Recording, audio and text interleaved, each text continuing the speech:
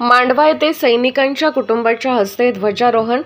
15 August स्वातंत्र्य दिन, 26 जानेवारी प्रजासत्ताक दिन व इतर या राष्ट्रीय सणानिमित्त ध्वजारोहण हा गाव पातळीवर सरपंच किंवा शाळा व्यवस्थापन समितीचे अध्यक्ष यांच्या हस्ते शाळेच्या ठिकाणावरील ध्वजारोहण करण्यात येतो।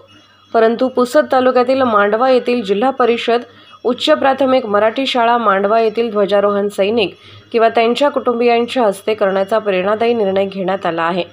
75व्या प्रजासत्ताक दिनानिमित्त CRPF मध्ये कार्यरत असलेले गोपाल वानखेडे यांच्या आई रतनबाई वानखेडे यांना ध्वजारोहण करण्याचा मान देण्यात आला।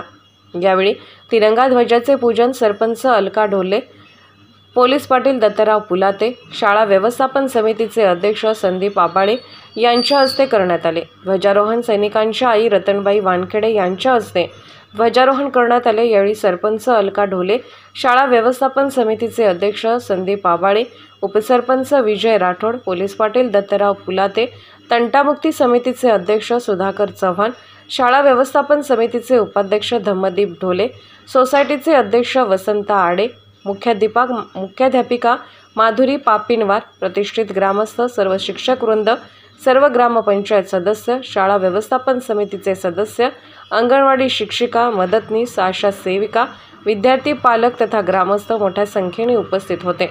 या कार्यक्रमाचे सूत्रसंचालन शिक्षिका विश्रांती म्हस्के यांनी केले, तर आभार शिक्षक कैलास बरगाडे यांनी मानले। यवतमाळ पुसद प्रतिनिधी प्रसाद रणखांब।